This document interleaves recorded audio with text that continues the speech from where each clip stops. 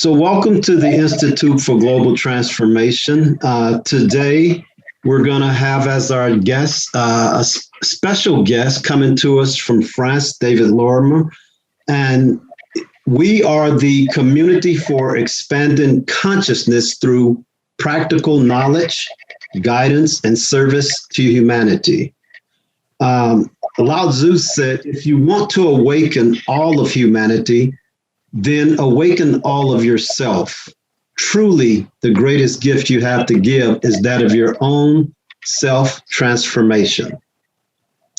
As a community of change makers, we know each journey is unique, and we support each of our personal transformations in consciousness as the foundation for global transformation. So we provide a range of resources, support, networking, and collaboration to engage our change makers community and believe there should be no barriers to an awakened life. It is through supporting each other in community that real change is not only possible, but sustainable. The Institute for Global Transformation is not your ordinary organization. It is typical to always take something new, different, and incoming and try to fit it into standard old forms and thought patterns. But this doesn't always work. We need to build new forms. And the Institute for Global Transformation is a new type of organization that is engaged in building new forms for how together we can create a better world for everyone.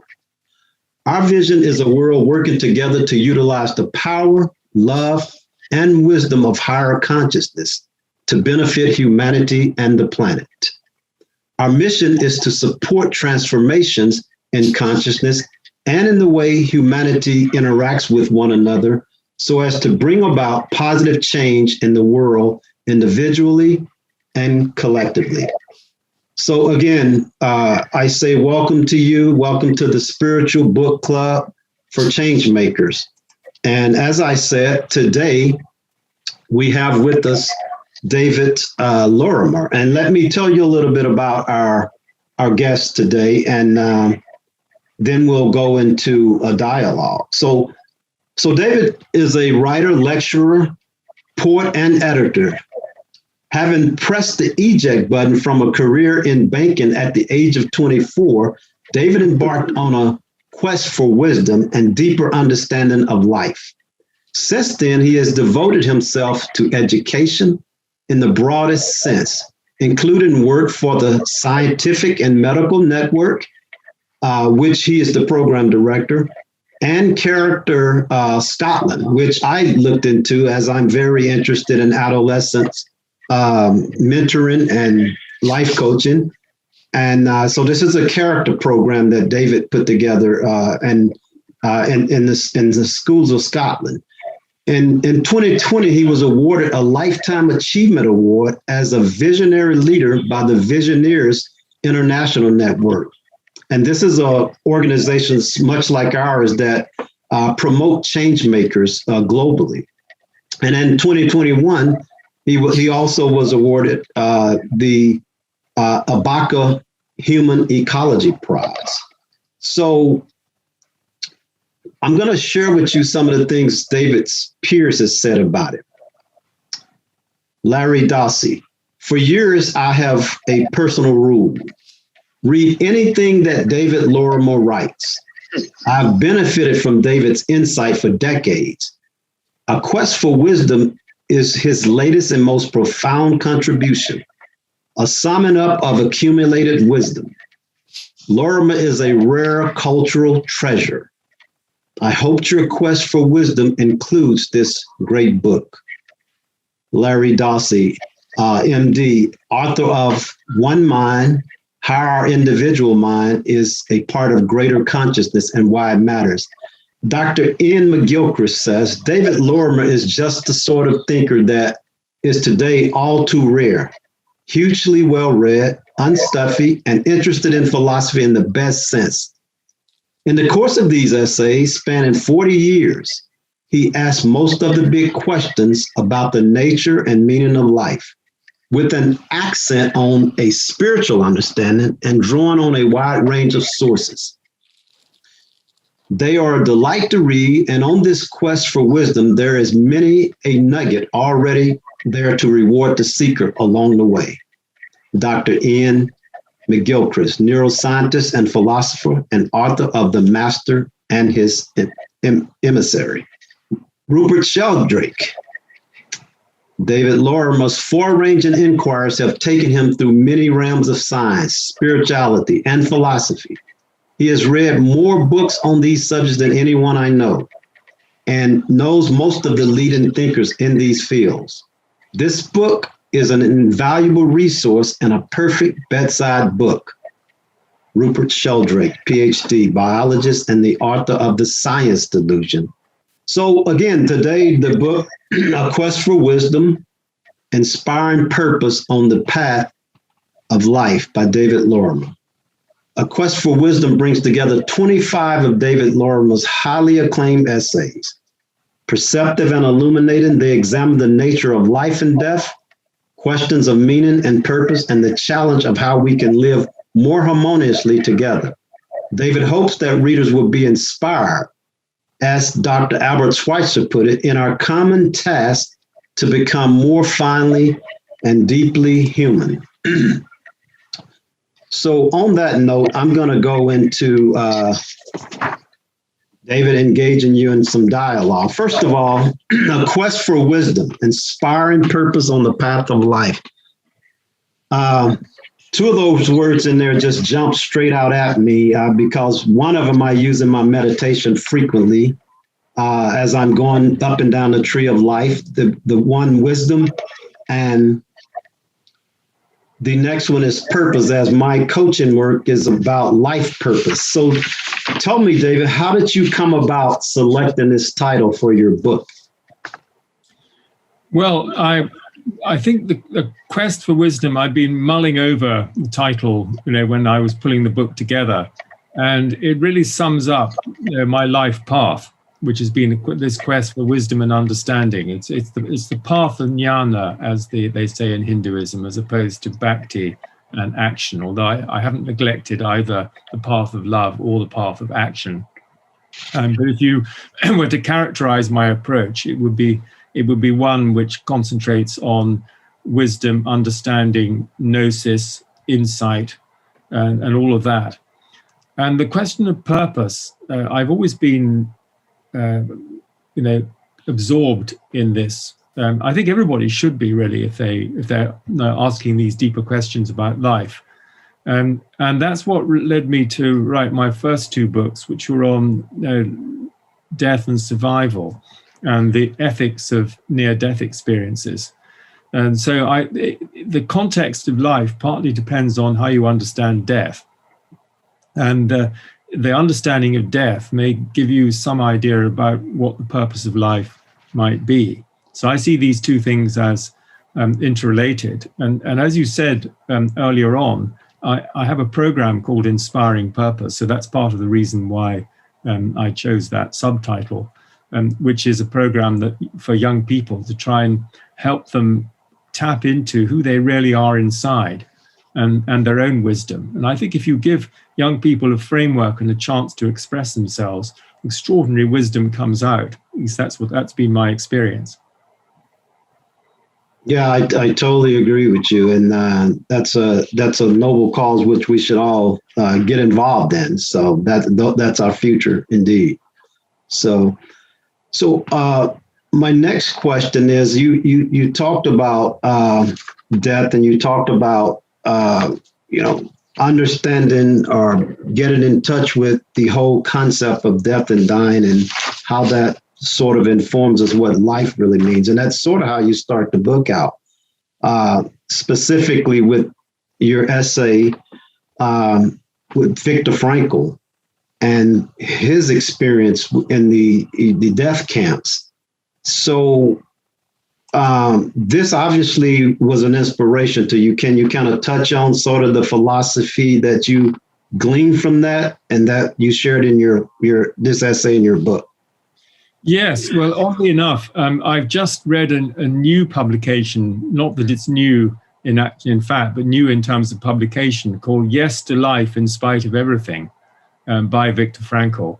And this was 3 essays that he gave in lectures he gave in 1946.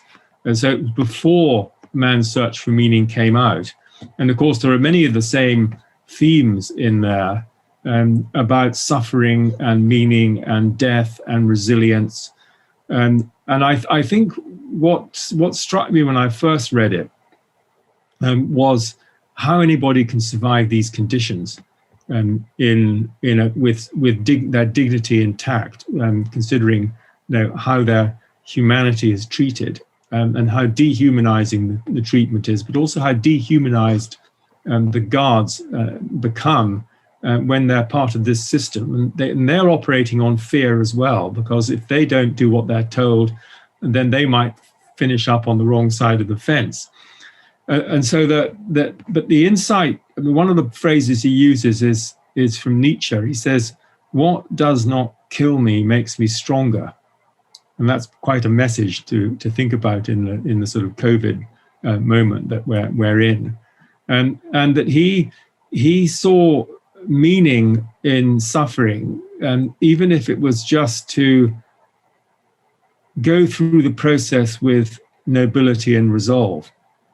But what really, I think, also brought him through the experience, he describes having a vision of his wife, and he realizes this extraordinary love that he has for his wife. And this gives him a huge sense of strength and hope, which I think helps him navigate out of the situation. And then imagining himself, this is another episode, he imagines himself in a lecture theatre talking about the experience that he's having at the moment. And so I think all of this gives you a sense of courage, fortitude, and resolve. But I just want to mention also an experience connected with this, because I spent a day in Weimar, and I spent the morning, and I talk about this in the introduction to that particular essay, I spent the morning in Weimar mainly going around Goethe's house. And I'm a great fan of Goethe and his poetry and his science. So I wanted to see where he lived in Weimar. And then in the afternoon, I went to Buchenwald, the concentration camp, which is only a few kilometers outside. So you come in and it says, Arbeit macht frei, work makes free. And I collected a piece of a rusty twisted nail and a piece of barbed wire as kind of mementos from the day. And I actually asked myself, what if I'm stopped and examined by a Stasi policeman, because this was pre-1989, and asked what on earth I've got these bits of rusty wire. Eventually I actually threw them out because I thought I really don't want this resonance. But the story that I just wanted to end this particular part of the conversation is I went into what had been the incinerator area, where the bodies were incinerated after people were killed. And there was a small room adjacent, which had pine paneling, dark pine paneling. And I wondered when I went in there whether anybody had put any final message on the wall. And so I crouched down, had a look round. And in the far right-hand corner, I found 3 words which were etched like drawing pins in capitals, and said, croire, espérer, prier, which means to believe, to hope, and to pray. And I turned round because someone was just coming in, and I repeated the words to him, and he said, ach ja, glauben, hoffen, beten. And so I should have realized, of course, it would be a German coming in. And so that was a really formative experience. And I think anybody who's been to a concentration camp in Auschwitz and so on, comes away with a sobering assessment, but also that's only one part of human nature. You've had one of those lives where it seems like it's like 5 persons are living several, different experiences. You've done so much, this whole thing about starting your life as a merchant banker and then, taking this path of spirituality. What would you say was the overarching thing, a person or experience in your life that initiated you on your spiritual quest? Well, I suppose it was. I was working in this merchant bank just after I came out of university, and this was regarded as a highly desirable job to have. And at the weekend, I used to go down occasionally to visit my honorary grandmother, who was a great family friend, because all my grandparents had died by then. And she was a real wise old bird. And I benefited enormously from her wisdom and life experience. And one of the books I was reading at the time was Helen Greaves, which is called Testimony of Light. And in Testimony of Light, it explains, it's a channel book about what it's like to live and exist post-mortem. It talks about a blueprint and the idea that each of us has a kind of soul blueprint that we come into incarnation with. And of course, this presupposes an element of reincarnation. But it's a sense of what it is in the center of your being that wants to express, or what it wants to express. And I got this sense of this blueprint, and it's guided me, through my life, and particularly at crucial points of decision, where I've known intuitively whether I'm on track or not. And I had a quite a moving experience. I went back to my old school, Eton College, for a dinner about 40 years dinner, and I've just been to the 50th. That was last year. And I was walking across the school yard from the chapel, and I suddenly got this tremendous sense of affirmation that I had actually reasonably successfully followed this sense of blueprint. And so what I'd say to your listeners is try to tune into your own blueprint. What are you doing here? What's your deep soul purpose? And how can you best express that in service? Because the service is really crucial, and something I realize increasingly. I'm not sure that was the answer you were looking for, but that's the answer that came. No, I wanted to get from you what initiated you onto the path. So another thing, and I wanted to do this up front, but I wanted to share with the audience, because the way we have our book club structure, we will review your book today, but you'll find us talking about it in our what we call spiritual happy hour throughout the month. So I wanted to share with our listeners a little bit more about the man, David Lorimer. So being the program director of the Scientific Network, Scientific and Medical Network, along with the project called the Galileo Commission, I wanted you to do two things for me. Connect with me that connection with those two organizations, and make the connection with your life's work, and ultimately, I want our readers and our listeners to be able to see how the Institute for Global Transformation, can become a part. We're already a partner with you, but I want to emphasize how our work has some commonality. So I hope you got that. Yes, absolutely. Well, the first thing to say is that I was teaching at Winchester College, which is one of the oldest schools in England. It was founded in 1382. And I received a letter in the post which asked me whether I'd like to join the Scientific and Medical Network. And I'd never heard of it, but somebody had obviously talked about me. And so this was George Blaker. And I looked at the one sheet about it and said, well, that seems very laudable. So I wrote back with my check for £10 and became a member. And then a few weeks later, George invited me over to lunch. And he took me down to the local pub called the Crown at Capel. And after about 10 minutes, he turned to me and he said, you're just the sort of person we're looking for to take over the Scientific and Medical Network when I retire. And I immediately knew that this was right, that this was what I should be doing. But it took a couple of years, or 3 years, in fact, to come to fruition. And so that was an example of the blueprint in action that I had. I had this sense this was definitely the right thing to be doing, and it has been. And then, so I started working for the network with an electronic typewriter. You might remember that technology. No internet, no emails, just post and telephone calls. And I look back with nostalgia at that time when we weren't so pushed, and when work consisted of responding to letters and rather than emails and internet searches and everything.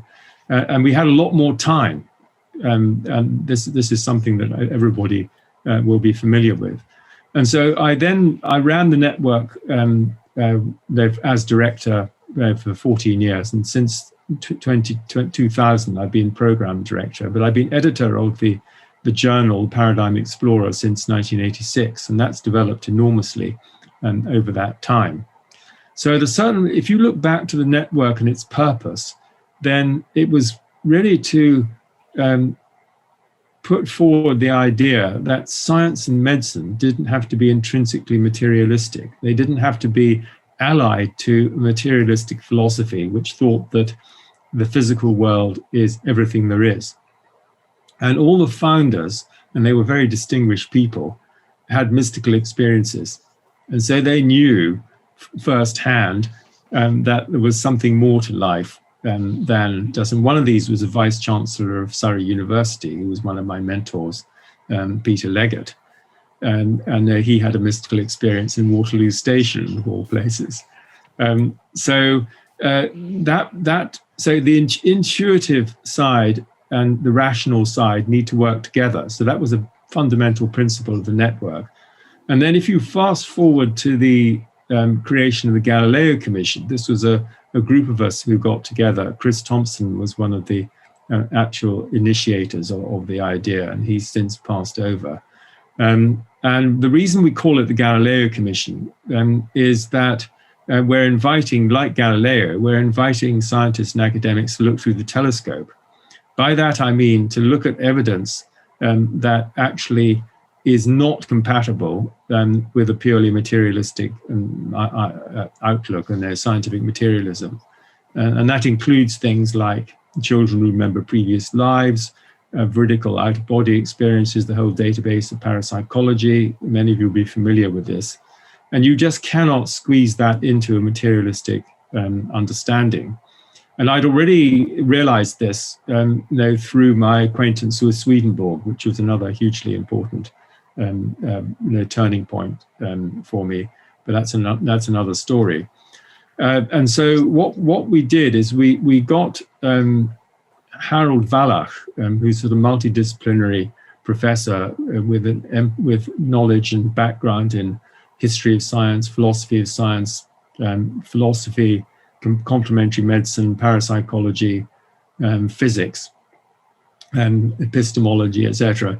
So he wrote the report, and then we got 100 advisors, many of the leading people in the field, to sign up to the report, representing 30 universities.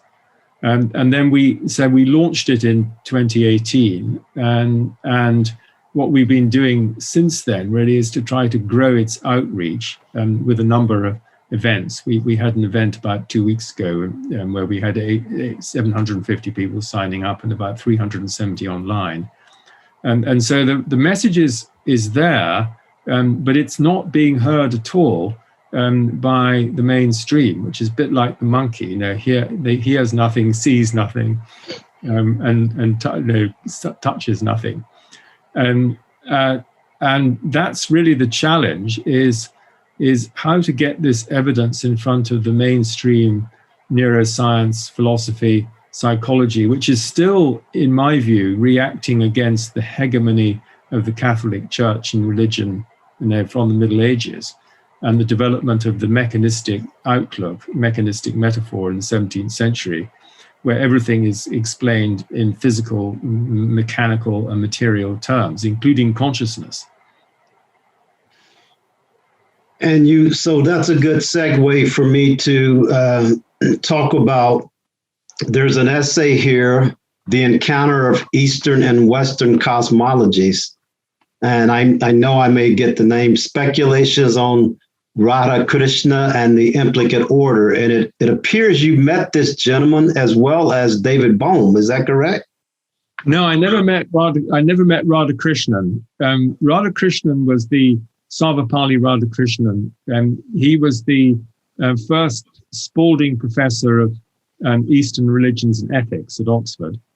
And then he had a part-time appointment because he insisted on spending 6 months in Oxford as ambassador to Moscow. And then he was vice president and subsequently president of India. And so he's a kind of philosopher president, if you like.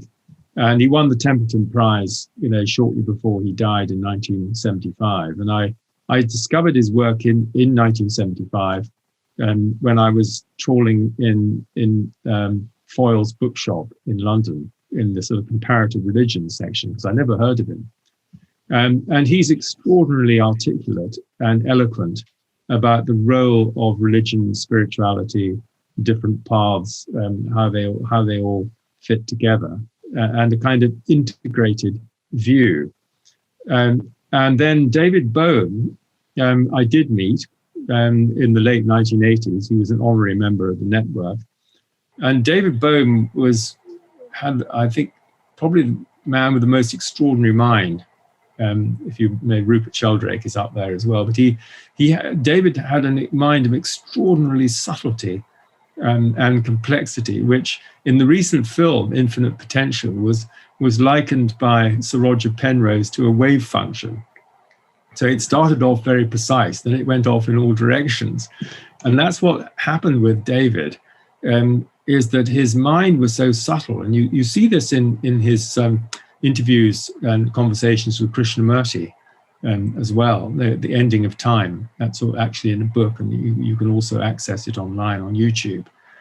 And so what I was really driving at in this essay was the underlying oneness, the Brahman Atman, and then the comparison of this with the implicate order. And the implicate order is the ground out of which the separated manifest physical order emerges.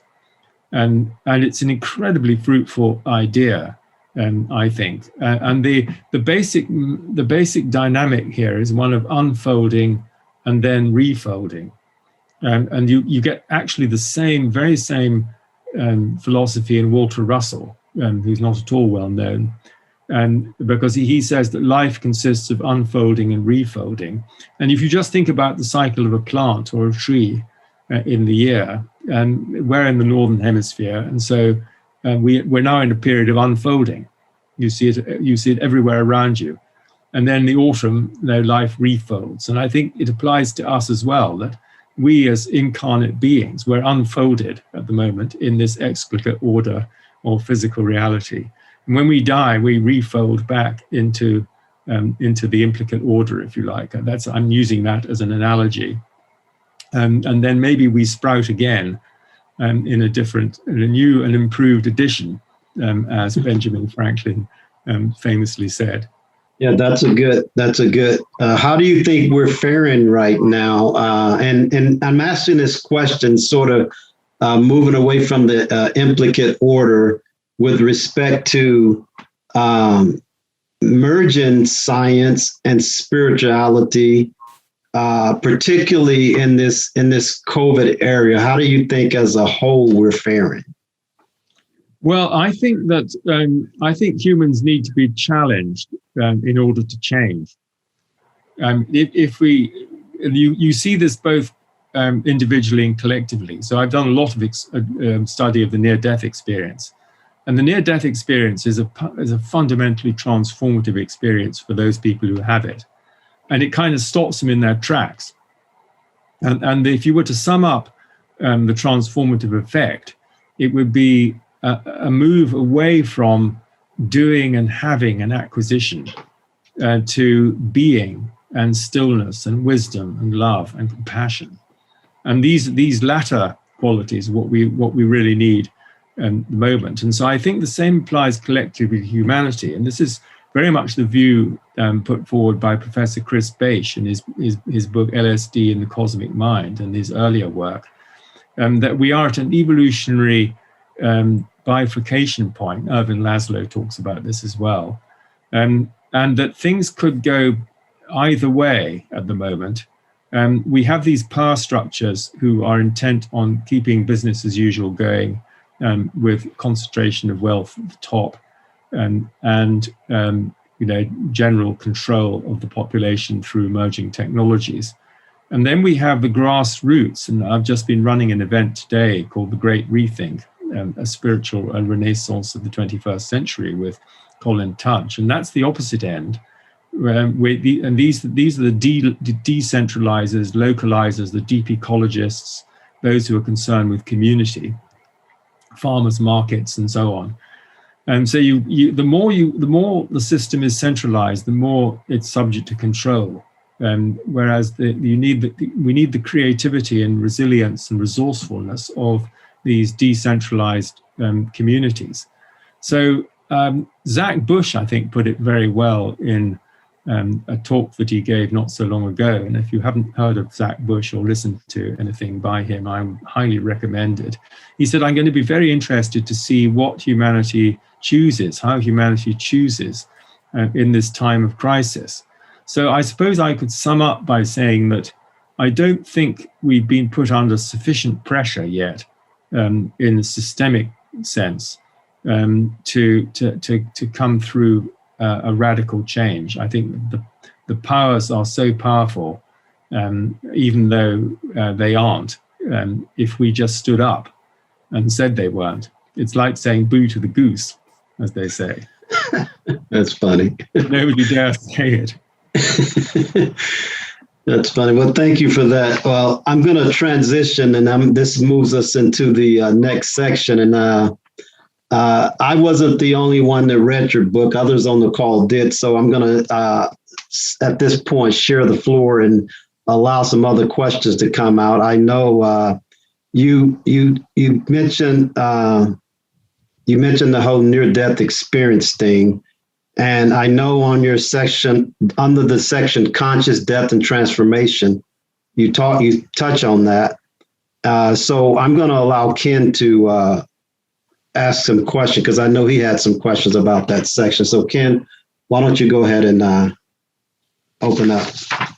Thanks, Henry, and hello again, David. It's been a pleasure meeting you virtually in person and listening so far. Just everything I had hoped it would be and more. So this is wonderful. I studied that section of the book and have several questions. We probably don't have time to get to all of them, but during my meditation this morning, one came to me, which I think is the one. And while the people attending live and many who will watch the replay, this may seem obvious to them. You mentioned in one of your earlier responses the challenge of kind of communicating a lot of this information with the mainstream. And so I think in some respects, that's what your organization's work and the IFGT's work is really striving toward in great measure. And so question really is, what happens when we die? That's what we all want to know, right? And is there life after death? Yes, well, obviously that's the $64,000 one, isn't it? And I asked this question. That would have appreciated in value over time, but anyway, we'll take this. Well, I asked this question, in my 20s, as I sort of explained earlier. And that's what really led me to write my first book, Survival, Body, Mind, and Death in the Light of Psychic Experience. And then the new edition is called Survival, Death is Transition. And so that's part of the answer to your question, is to say that death is not extinction, but it's transition. It's transition into a wider reality. Now, I suppose my initial understanding of all of this was through Swedenborg. Swedenborg was an 18th century scientist and philosopher who wrote a big book on the brain before his inner senses opened up in his mid-50s. And he, in his book Heaven and Hell, he describes what it was like to die. And the emphasis, or the kernel of it, is that we don't magically change. We move into another state of consciousness. And so we are who we are, whichever world we're in. And what determines where we go, and I'm using these terms in inverted commas, is what he calls your ruling love. And so what it is, where you are on a gauge, sometimes I call it a gauge of love and wisdom. Are you sort of high up on the gauge or not so high? And that's a kind of gravitational process, so that you go to the state or place which corresponds to your inner being. And I think if you're looking at it in terms of phenomenology, then I think that dying is leaving your body. Leaving is surrendering. So this is hugely important. The process of dying is a process of surrender. And you need to let go. And then you float out of the body, and then you're met. I think nearly everybody is met by beings dear to them. And there's a lot of evidence for this in deathbed visions, end-of-life research from Peter Fenwick, for instance. There's a lot of individual cases which reinforce this. Then I think the tunnel is the transition to a different form of reality, and you get that in the near-death experience across cultures, across many cultures. And then you come eventually, I think, to this process of reviewing your life, which is what my second book is devoted to, Resonant Mind. It was called Hole in One, the near-death experience and the ethic of interconnectedness. And when you re-experience your life, the key elements and the key items in it, not just from your own point of view, and you seem to experience it multidimensionally. And so if I just take this current event, this call we're on, as an example, then there are as many experiences of this call as there are people on the call or people listening. And if you were to have the whole experience of all of this, then you would feel what it was like to be everybody else. And that's the kernel of it, and it's the key of my second book. And that I believe that because we are all microcosms of the macrocosmic universal mind, there is only one mind, one consciousness. We are in fact intrinsically connected to each other, so that whatever we do affects everybody else, either positively or negatively, and will kind of feed back to us in a kind of karmic loop. If you like.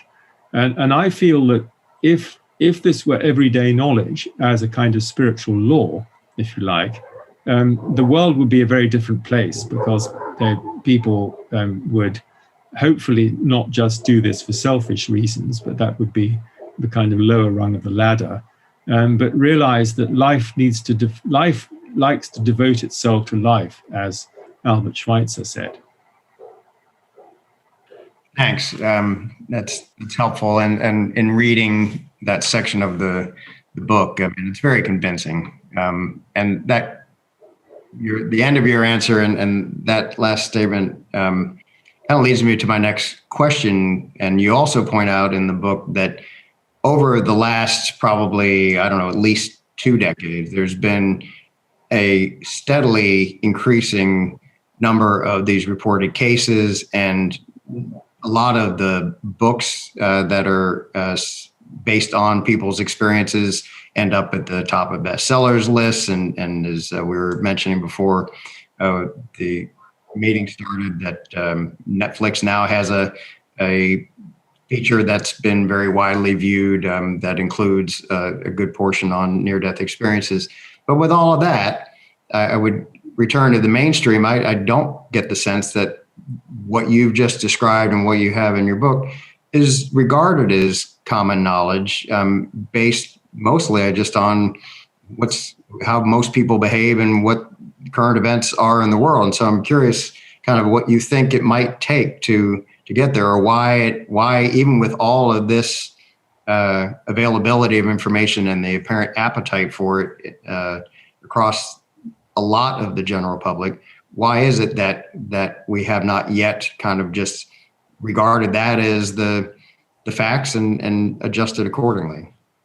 Well, I think probably the general public is ahead of the academics and scientists in that respect. It's really what's you need to look at the history of science and history of philosophy and psychology to realize that this is a long process which has been going on for a few hundred years. And I mentioned earlier this mechanistic metaphor, the mechanistic mindset, and the idea that that matter is primary, and that anything that's to do with consciousness is secondary or derivative. And you get this in the distinction in the 17th century between primary and secondary qualities. And so a primary quality is something you could see, touch, feel, test, feel in your hand. And a secondary quality was taste, smells, sensations, and so on, i.e. consciousness. And I think this is the way that the majority of scientists still see things, because of the primacy of matter. And so our job, I think, is to try to convince people that there is a fundamental nature to consciousness. And some people will go as far as saying that consciousness is primary rather than matter. And interestingly, some of the greatest physicists of the last century, and we've got them in our Galileo Commission report, have said exactly that. Max Planck, Schrödinger, Pauli, Heisenberg, and these are all people who've realized that consciousness is much more fundamental than it's regarded in science. Now, I think an additional sociological problem, there are political power problems as well, but is that because this is taboo, these kind of unusual experiences, people don't want to admit that they might have had one.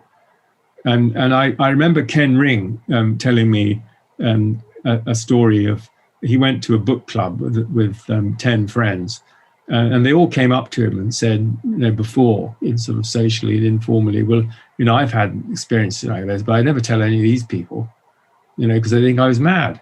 And so we got this ridiculous situation where I think this also applies to scientists and academics. And I was just reading the experience of Alan Lightman today, who's a well-known physicist and an atheist.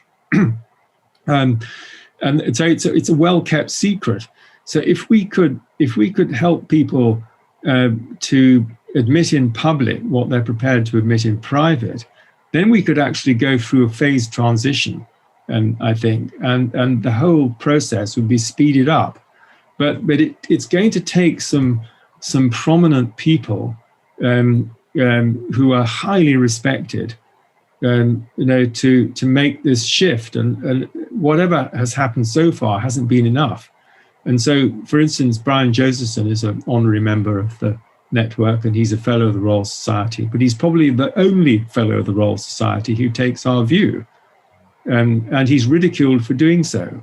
And so the sociological and reputational cost of taking this position is currently very high.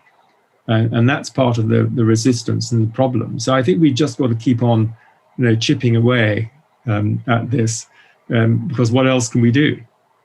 Yeah, you have a very nice discussion on these lines in this section of the book too, regarding the relationship between Immanuel Kant and Emanuel Swedenborg, and how privately Kant seemed to acknowledge what Swedenborg was saying, and acknowledge that there was a consciousness and experiences that couldn't be explained materialistically, but he said, I can't say these things in public. It would.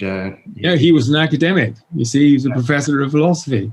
Right. And he also didn't have these experiences himself. And I think this is the other point made by Jeff Kripal, for instance, in his book, The Flip, that it's not about a crucial experiment. It's about a crucial experience. Yeah. So Eben Alexander is a very good example of that, because he was an atheist neuroscientist until he had a very extensive otherworldly journey, during a time when he shouldn't have been able to remember anything at all. Yeah, I was thinking of him being an example, and you cite him in the book as well, and Bruce Grayson as maybe examples of those people of some prominence in science and academia that could potentially begin to pull their colleagues along. But yeah, yes, I think that's particularly the case also with Bruce, because he's so respected academically and in the psychiatry community, that he's pretty much unimpeachable. And the question is how far and how quickly people can shift their position. And I think he's made very judicious use of the evidence and drawing out its implications in a number of different respects, as I said in introducing him last night. And Pim van Lommel is another one, a Dutch cardiologist. And I think for me, one of the areas that we can look at more thoroughly is the veridical out-of-body experience, often happening in near-death states. And those are that's when somebody reports something that's happening while they're unconscious, which is then validated and verified by people who are also at the scene at the time. And there's no way of explaining that kind of phenomenon on the materialistic brain process basis. It's just impossible.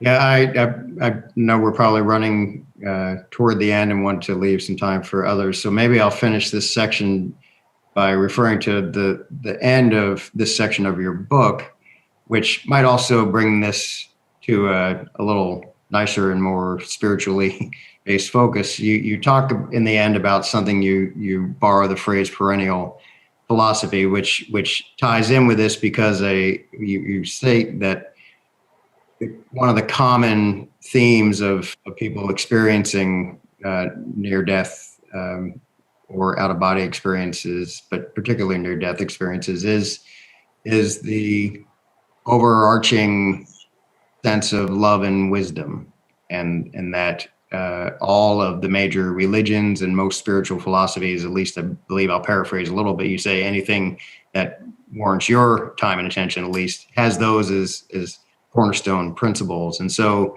perhaps, I'm interested in your thoughts on this, but perhaps that really will be the means in the end of how more and more people come to accept this, that they are touched by love and wisdom, and translate that into our outlook on life and death and those relationships. So, yes, I think so. I mean, the core mystical experience is one of love and light.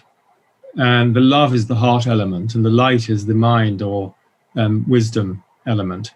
And that's what Swedenborg's great work was called, Divine Love and Wisdom. And then that segues into Peter Dunoff, who I also write about in the book, with his principles of love, wisdom, truth, justice, and goodness, or virtue.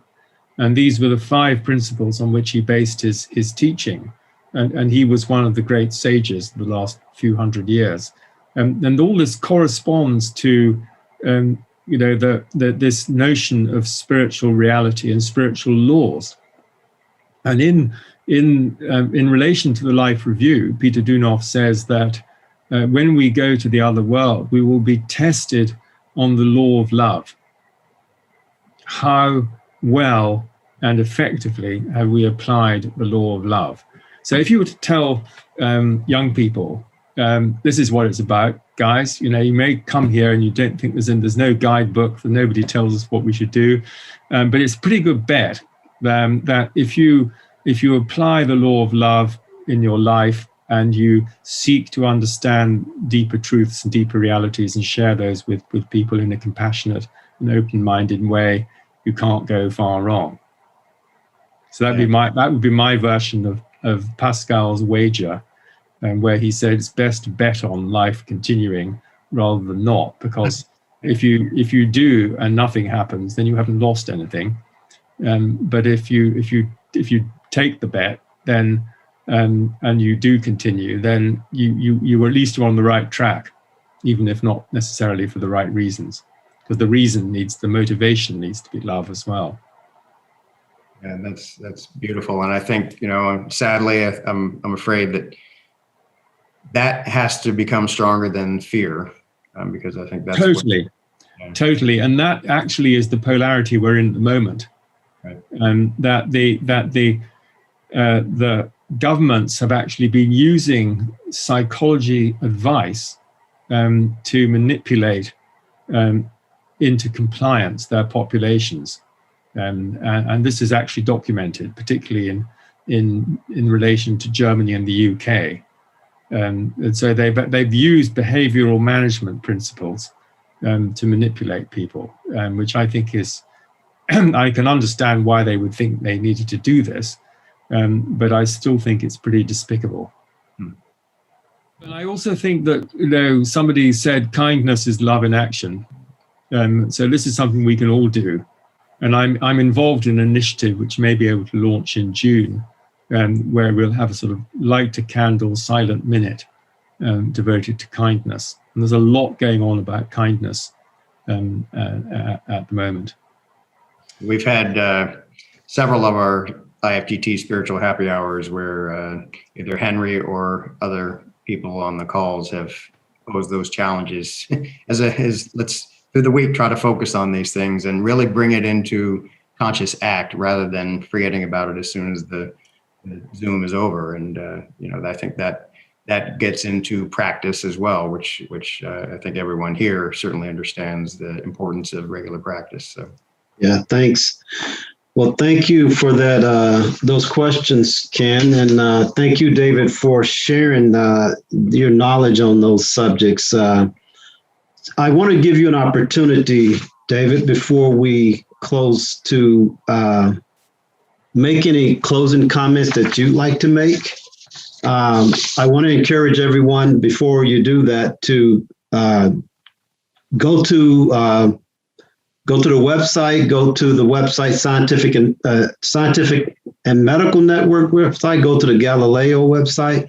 Most importantly, go to Amazon or wherever you purchase a book and purchase A Quest for Wisdom, Inspiring Purpose on the Path of Life. As one of his colleagues, Sheldrake, said, this is a valuable resource and it's perfect for a bedside book.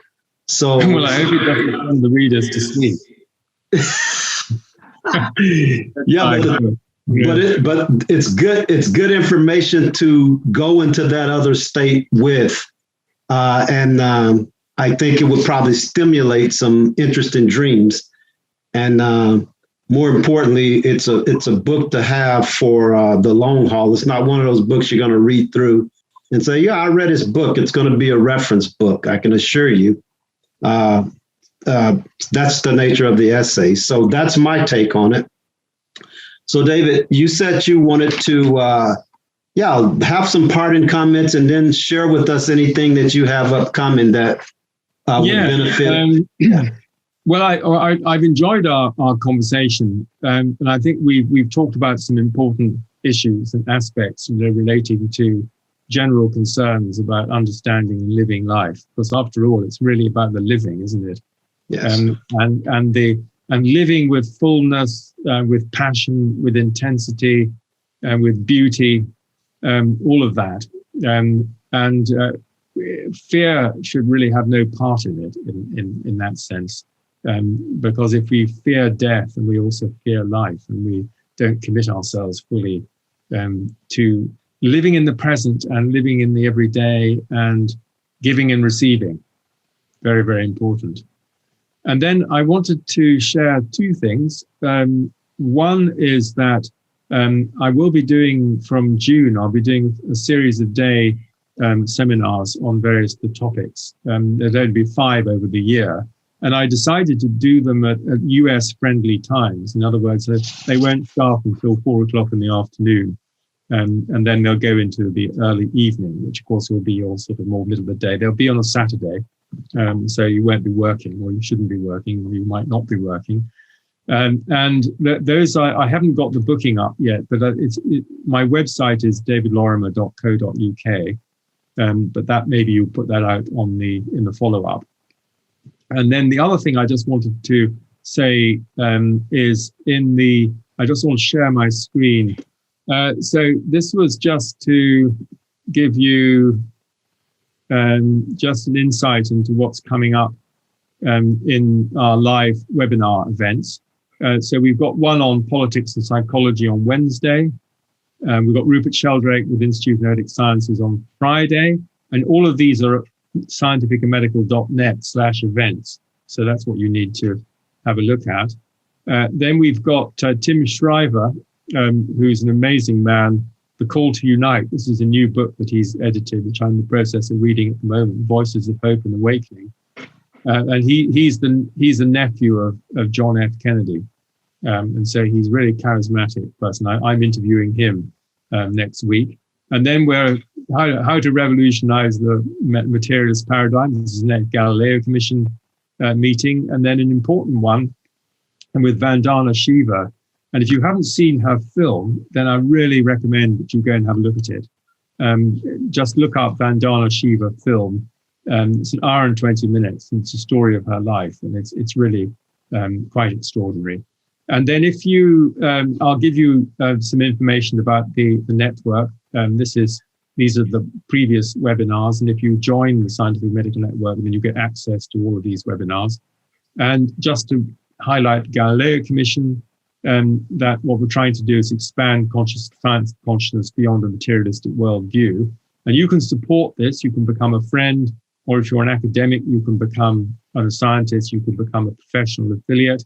We've got nearly 900 people on our list now, with about 370 advisors and professional affiliates, and including some of the people on this list here, with my good friend Larry Dossey. So this is about exploring inner space. So I think that's just gives you a little bit of background information about the network and my seminars, which I say I'll send you more information. I really would love to thank David Lorimer. You are such a special author, and your work is incredibly important in getting the message out, just as we were talking earlier with Ken.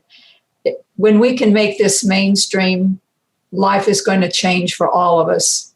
And I think it's so important that we're able to work together to help get out the word for everything you're doing personally and with the Galileo Commission and the Medical and Scientific Network. All of those things and all of us working together truly will be what helps make the world a better place for everyone. I agree. Thank you. Thank you. Well, we're all working together on this, and that's the important point. Indeed, indeed. Thank you, David, again. It's been quite an interesting. This has inspired me to go out and listen to more of your work. Much if not all of what you said resonates deeply with me, and so I know I have a new ally out there in the world, and you definitely have our support on this side of the water to continue to get the word out. And our goal and our mission is the same as yours, is awakening humanity to a new way of thinking, a new way of being, and inspired and driven by the power of love, as you said. So we're definitely allies in this work. So thank you again for joining us today. And thanks for the opportunity, and we'll stay in close touch.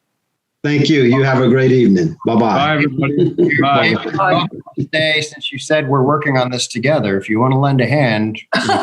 Yeah. Okay. Great. Thanks very much, everyone. Thank Bye. you, David. Bye-bye. Thank you.